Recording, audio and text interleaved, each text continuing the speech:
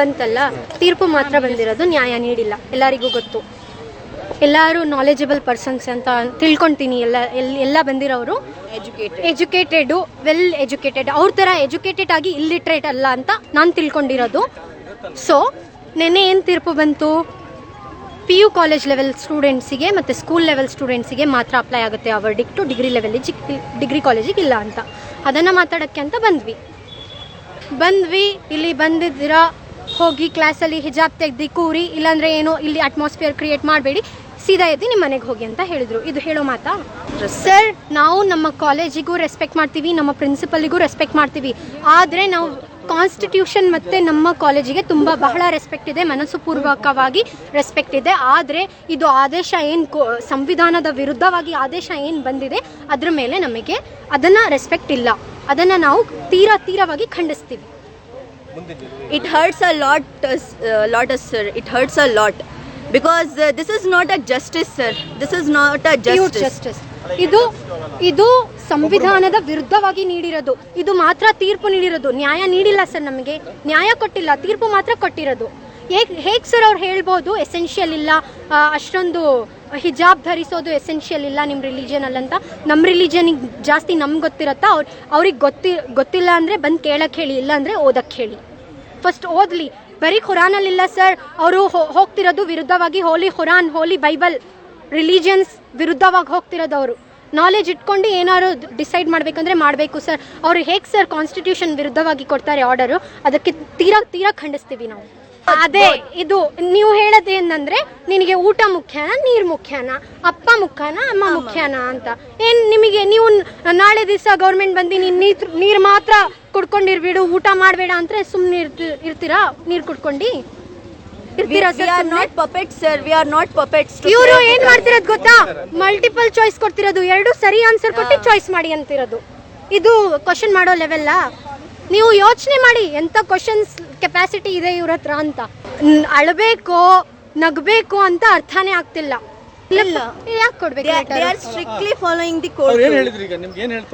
ಅವರು ನನಗೆ ಗೌರ್ಮೆಂಟ್ ಇಂದ ಆದೇಶ ಬಂದಿದೆ, ನಾನು ಕರ್ಕೊಳ್ಳಲ್ಲ, ಹೋಗಿ, ಇಲ್ಲಾಂದ್ರೆ ತೆಗ್ದಿ ಕೂರಿ, ಇಲ್ಲಾಂದ್ರೆ ಹೋಗಿ ಅಂತ ಅಂದ್ರು. ಪಾಪ ಅವ್ರಿಗೆ ಏನ್ ಹೇಳಿದ್ದಾರೆ ಅದನ್ನ ಅವ್ರು ಹೇಳಿದ್ರು.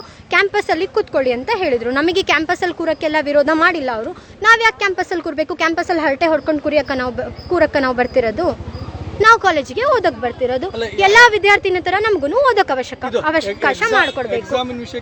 ಅವಕಾಶ ಅವ್ರ ಮಾತೇ ಆಗಿಲ್ಲ.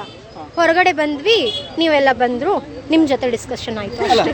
ಪ್ರಿನ್ಸಿಪಲ್ ಹತ್ರ ಹೋಗಿ ಮತ್ತೆ ಬೇಡಿಕೆ ಇಡ್ತೀರಾ? ಇಲ್ಲ ನಮಗೆ ಎಕ್ಸಾಮ್ ವಿಷಯದಲ್ಲಿ ಈಗ ಅವಕಾಶ ಮಾಡಿಕೊಡಿ. ಅವ್ರ ಪಾಪ ಪೂರ್ವಕವಾಗಿ ಕಾನೂನಿನ ಆದೇಶವನ್ನು ಫಾಲೋ ಮಾಡ್ತಿರೋದು. ಕಾನೂನಿನ ಆದೇಶವನ್ನ ಫಾಲೋ ಮಾಡ್ತಿದ್ದಾರೆ. ಯಾವ ಕಾರಣಕ್ಕೂ ನಮ್ಮ ಮಾತನ್ನ ಕೇಳಲ್ಲ. ನಾವು ಯಾಕೆ ಸುಮ್ಮನೆ ಹೋಗ್ಬೇಕು? ಪ್ರಯತ್ನ ಇಷ್ಟು ದಿನ 1.5 ತಿಂಗಳುಗಳಿಂದನೂ ಪ್ರಯತ್ನ ಮಾಡಿ ಚಪ್ಪಲಿನೇ ಹರಿದೋಗ್ಬಿಟ್ಟಿದೆ. ಈಗ ಜಡ್ಜ್ಮೆಂಟ್ ಬಂದ ಮೇಲಿಂದಲ್ವಾ? ಪೇರೆಂಟ್ಸು ಮರ್ಯಾದೆಯನ್ನ ತೆಗ್ದು ಹೋಗಲೇಬಾರ್ದು. ಇದು ನಮ್ಮ ಮರ್ಯಾದೆನ ಬಿಟ್ಟುದು ಯಾವ ಪೇರೆಂಟ್ಸು ನಮಗೆ ಇದನ್ನ ತೆಗೀರಿ ಅಂತ ಹೇಳೋದು ರೈಟ್ ಇಲ್ಲ. ಇದು ನನ್ನ choice. Hijab is my fundamental right. If they deny until the end I will fight. ಅವರಿಗೆ ನಾಲೆಜ್ ಇಲ್ಲ, ಅದು ಅವ್ರ ಚಾಯ್ಸು. ನಮಗೆ ನಾಲೆಜ್ ಇದೆ. ನಾವು ಈ ಟೆಂಪರರಿ ವರ್ಲ್ಡನ್ನು ಇಷ್ಟಪಡಲ್ಲ. ಇದನ್ನು ಮಾಡಿರೋ ಸೃಷ್ಟಿಕರ್ಣನನ್ನು ಒಬೆ ಮಾಡ್ತೀವಿ. ಅವನಿಗೆ ಒಂದಿನ ಈಗ ಇದ್ದೀನಿ ನಿಮ್ಮ ಮುಂದೆ, ಹೋಗ್ತಾ ಆಕ್ಸಿಡೆಂಟ್ ಆಗಿ ಸತ್ತೋಗ್ಬಿಟ್ರೆ ದೇವರಿಗೆ ಮುಖ ತೋರಿಸ್ಲೇಬೇಕಲ್ಲ. ಫ್ಯೂಚರ್ ದೇವರಿಗೆ ಮುಖ ತೋರಿಸ್ಲೇಬೇಕಲ್ಲ.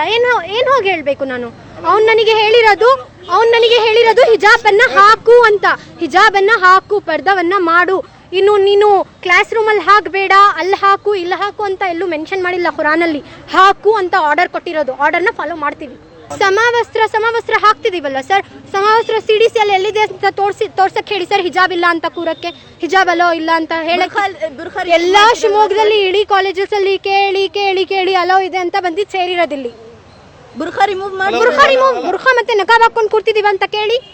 ಇದು ಮರ್ಯಾದೆಯಿಂದ ತಲೆ ಮುಚ್ಕೊಂಡು ಕೂರೋದ್ರಲ್ಲಿ ಪ್ರಾಬ್ಲಮ್ ಏನು ಇಲ್ಲ. ಇವರೆಲ್ಲರೂ ಸೇರ್ಕೊಂಡು ಹೊರಟಿರೋದು ಕಾನ್ಸ್ಟಿಟ್ಯೂಷನ್ ಅಲ್ಲಿ ಒಂದು ಹೊಸ ರೂಲ್ ಅನ್ನ ಫಾಲೋ ಮಾಡಕ್ಕೆ.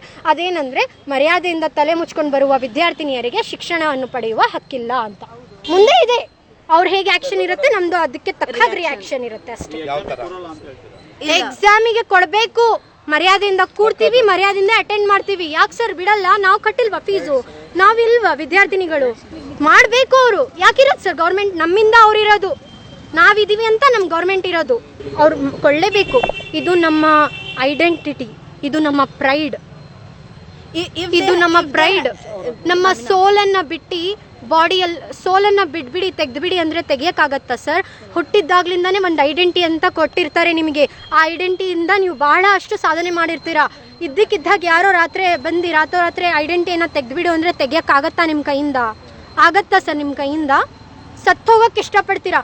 ಯಾರು ಈ ಪ್ರಪಂಚದಲ್ಲಿ ನಿಮಗೆ ಸರ್ ಎಲ್ಲ ಹೇಳಬೇಕಂದ್ರೆ ಒಂದೇ ಒಂದು ಮಾತು ಸರ್, ನನಗೆ ವಾಟ್ ಐ ಆಮ್ ಕೆನ್ನೋಕ್ಕಿಂತ ಹೂ ಐ ಆಮ್ ಅನ್ನೋದು ಭಾಳ ಮುಖ್ಯ.